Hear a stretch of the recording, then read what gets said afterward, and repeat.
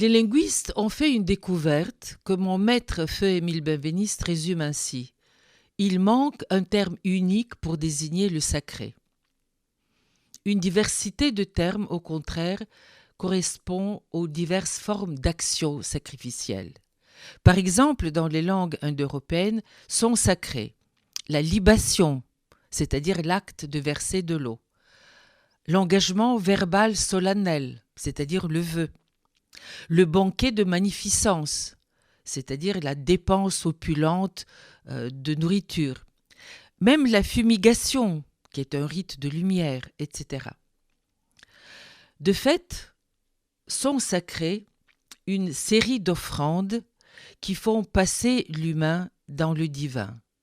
Car, parmi ces rituels, l'acte le plus grand serait pour certains la mise à mort d'un vivant, plante, bête ou même humain, que le sacrifiant détruit avec l'idée de rendre grand, d'accroître le Dieu que cet acte est supposé nourrir.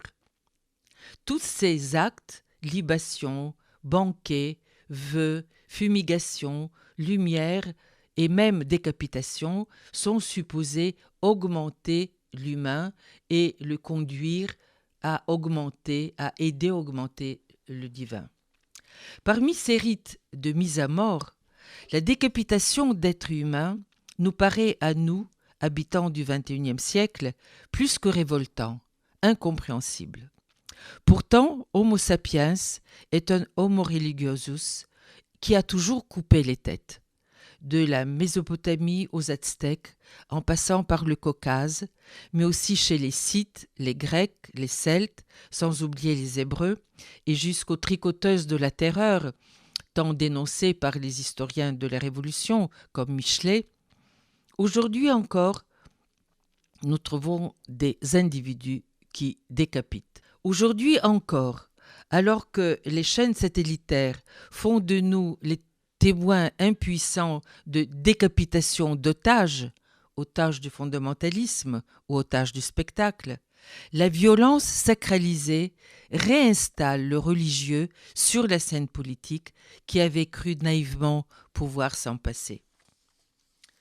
Ces froides mises à mort constituent ce que j'appellerais, avec d'autres philosophes, le mal radical, c'est-à-dire l'acte par lequel certains humains déclarent d'autres humains superflus et les mettent à mort. Pourtant, ces mises à mort s'accompagnent tout au long de l'histoire humaine d'une autre expérience qui n'efface pas l'horreur de la décapitation, mais la recueille dans une réflexion par le geste, en traces et en couleurs, transcende le mal radical et nous en délivre. Les massacres et les rites sacrificiels deviennent alors ce que j'ai appelé dans un livre récent des visions capitales dans notre imaginaire. Des peintres, des sculpteurs, des artistes parviennent à transformer la violence insensée en objet de contemplation et de pensée. Loin de dénier donc la violence qui nous habite et nous aveugle, et autrement que le jugement qui se contente de condamner, l'art des mortels côtoie le sacrifice, le désacralise et nous rend libres de le regarder en face, hideux ou sublime, parfois grotesque, et ce pour mieux l'éviter et enfin le bannir, définitivement dans notre existence, sinon dans nos fantasmes. Le Louvre possédait dans ses caves une importante collection de décapitations, jamais ou rarement exposées. La tête de Méduse, David et Goliath, Judith et Holoferne, Saint Jean-Baptiste et Salomé, la tête de Jésus sur les Véroniques, etc. On m'avait proposé d'en faire une exposition thématique dont le catalogue, Vision Capitale justement, est publié récemment aux éditions de La Martinière. Une grave et belle occasion pour une psychanalyste de sonder les pulsions des sacrificateurs et l'émotion inconsciente des spectateurs qui se repaissent ou se scandalisent de ces actes, de ces images, de ces fantasmes. On y découvre la jouissance qu'éprouve le sacrificateur et le voyeur aussi. Jouissance qui consiste à priver l'homme de son organe capital, la tête, en lieu et place de sa virilité. La décapitation serait-elle l'acmé du corps à corps dans la communauté virile des guerriers, la tête remplaçant le sexe? Freud le soutient.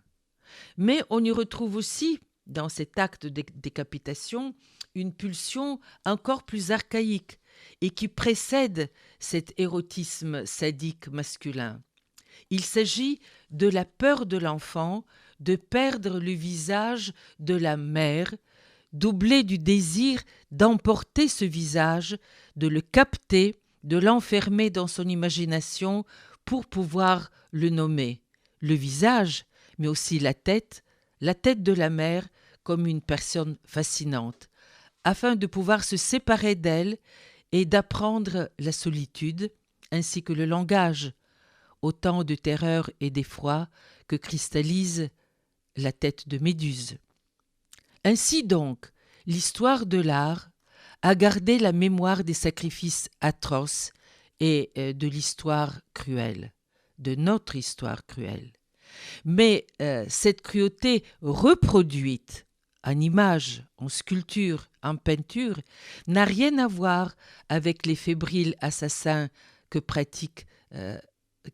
Mais cette cruauté reproduite n'a rien à voir avec les fébriles assassins qui pratiquent le gangstéro-intégrisme. Notre humanité, possédée par la pulsion de mort et terrorisée par le meurtre, avoue en définitive, dans son art, qu'elle est arrivée à une découverte fragile et bouleversante. Le seul jugement qui vaille, mieux, la seule résurrection possible qui nous arrache à ces barbaries, serait la représentation, l'imagination, une façon de se détacher du sacré et du sacrifice sans les refouler, sans les éviter, sans les dénier, en le regardant en face, mais en faisant tout autre chose, du sublime, voire du grotesque. Merci.